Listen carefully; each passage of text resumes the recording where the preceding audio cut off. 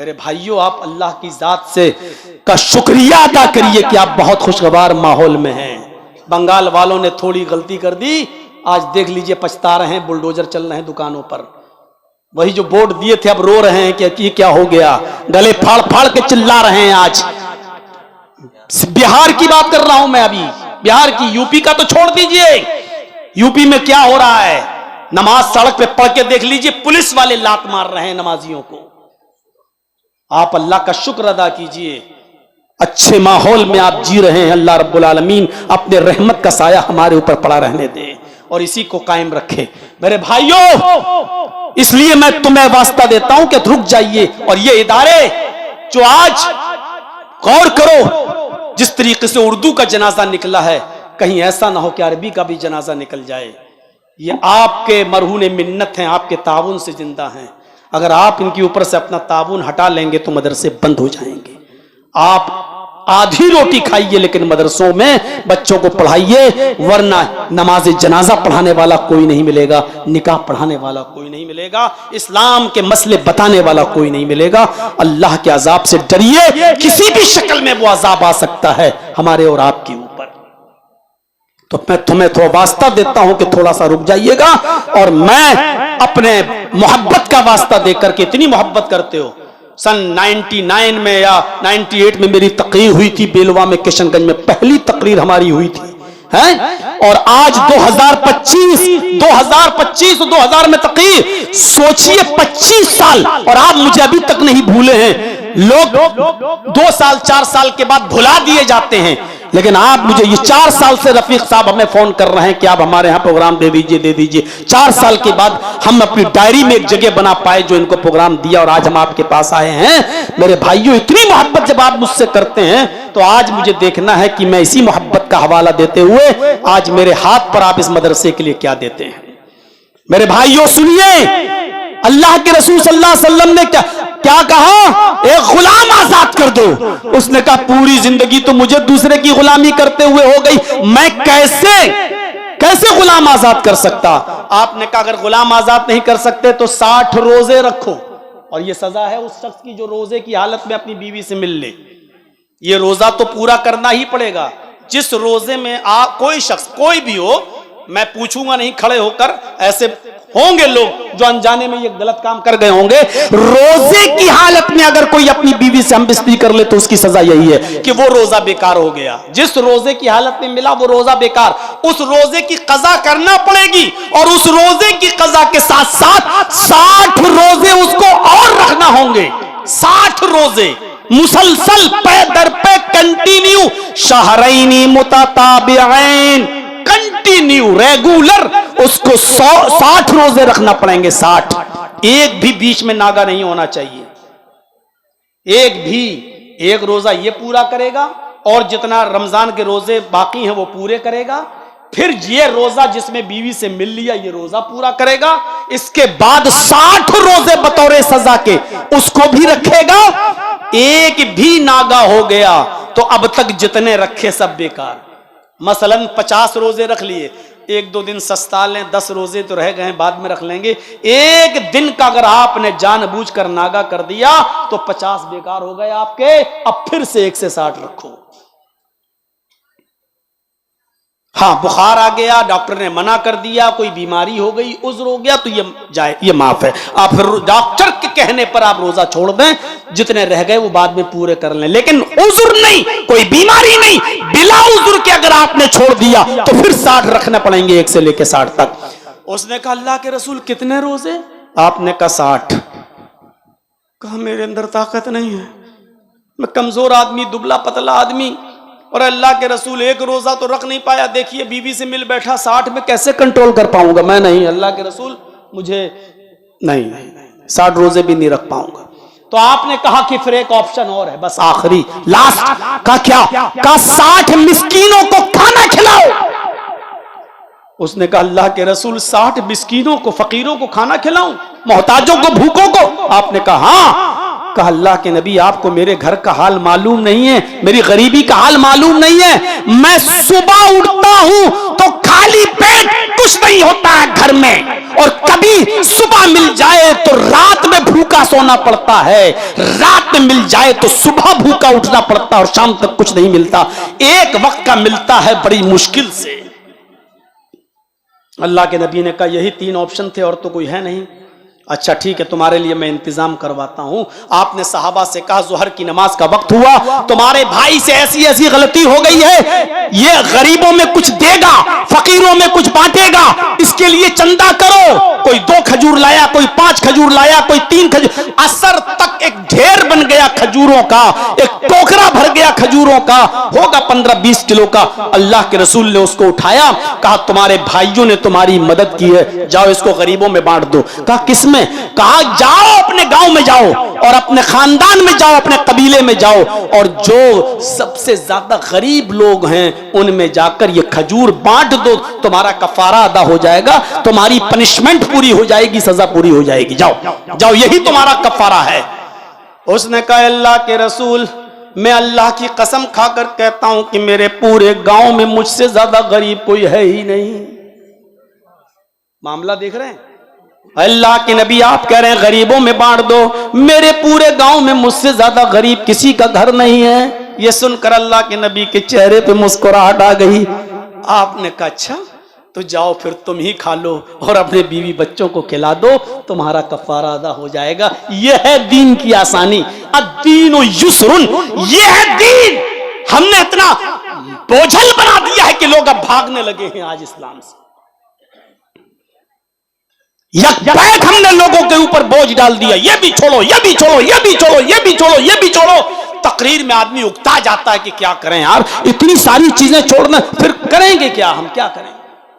अल्लाह के रसूल सल्लल्लाहु अलैहि वसल्लम ने कहा कि 4 गुना, 1 गुना छोड़ सकते हो? कहा आपने ये नहीं कहा कि चारों छोड़ दो, आपने कहा 1 ही छोड़ दो।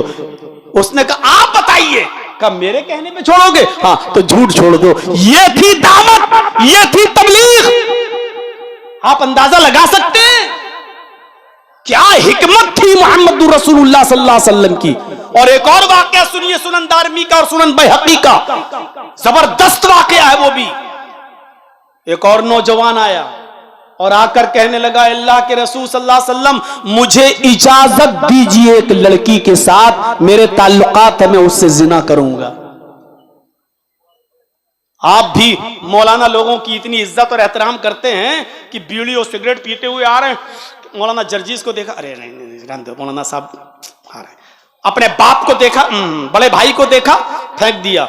इतना अदब और एहतराम आप अपने बुजुर्गों का, बड़ों का करते हैं, अपने उलमा का करते हैं। उस नौजवान से पूछो कैसा देहाती रहा होगा, कैसा अज्जल रहा होगा, किस माहौल में पला होगा। वो अल्लाह के रसूल से कह रहा है अरे अल्लाह के रसूल मुझे जिना की इजाजत दीजिए, एक लड़की से दोस्ती है, मैं उसके साथ जिना करूंगा। कितना गंदा काम की परमिशन मांग रहा है, और सबसे मुबारक हस्ती से परमिशन मांग रहा है। कायनात में मोहम्मद रसूलुल्लाह से ज्यादा मुबारक कोई हस्ती नहीं, और कायनात में जिना से बदतर कौन सा गुनाह है, शिर्क को छोड़ दिया जाए तो। साहबा उसको घूर रहे हैं, हट हट, मतलब साहबा उसको घूर रहे हैं, क्या क्या कह रहा है अल्लाह के रसूल से, चुप।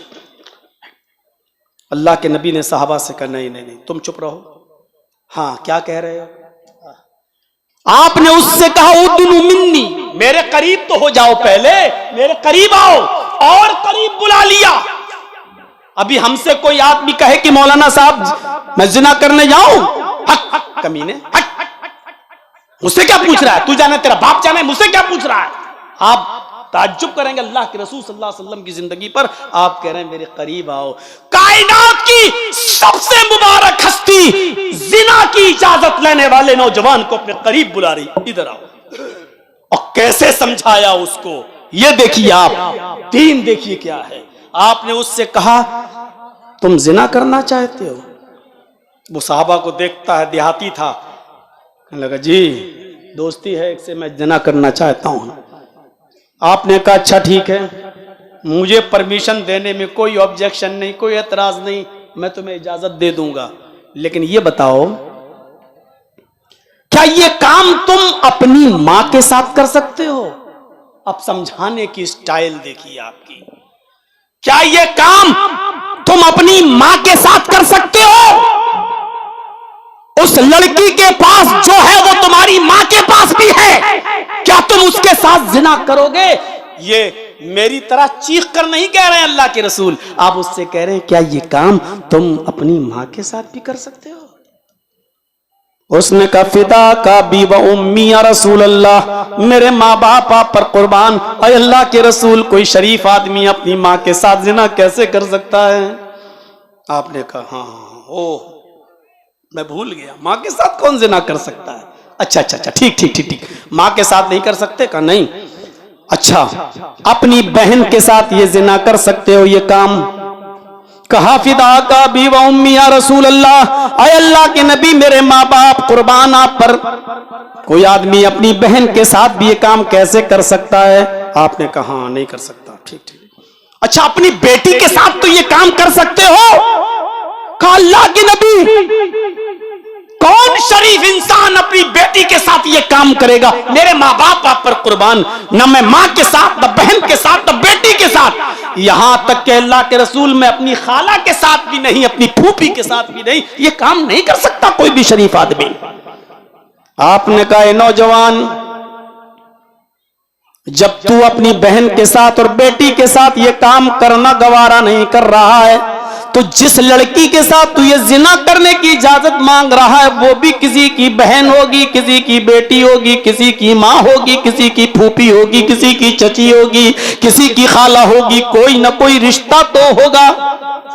जी कहा कि फिर वो आदमी कैसे ये बर्दाश्त करेगा कि मेरी बहन के साथ कोई आदमी जिना करे, मेरी बेटी मेरी माँ के साथ कोई जिना करे?